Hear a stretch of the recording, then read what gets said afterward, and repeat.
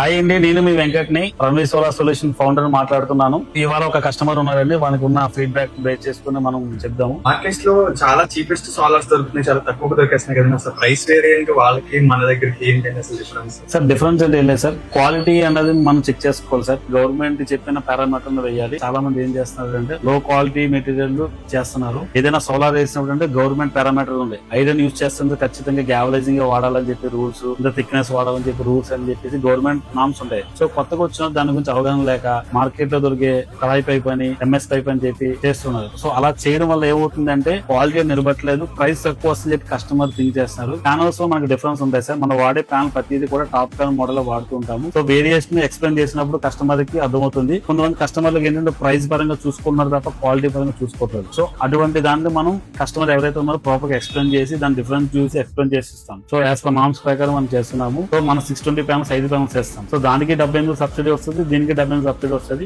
Generation normal panel కన్నా 620 wattage ఇచ్చిన panel లో జనరేషన్ చాలా హైలా ఉంటుంది. ప్యానల్ యొక్క ఎఫిషియన్సీ ఎక్కువ ఉంటుంది. ఎఫిషియన్సీ ఎక్కువ ఉండడం వల్ల లో లైటింగ్ లో కూడా పెర్ఫార్మెన్స్ అనేది అవుట్పుట్ లో ఎక్కువ వస్తూ ఉంటుంది. సో క్వాలిటీ పారామీటర్ లో ఇవన్నీ కన్సిడర్ మనం చేసుకోవాలి సార్. అలాగే మనం వాడేటప్పుడు ఏంటంటే గవర్నమెంట్ BIS మార్కింగ్ ఉన్న మెటీరియల్ మనం యూజ్ చేస్తుంటాము. ప్యూర్ కాపర్ మనం యూజ్ చేస్తుంటాము. 30 years నిలబడాలంటే మన క్వాలిటీ అయినా చూసుకున్న తర్వాత మన ఆర్డర్ బుక్ చేసుకోవాలి.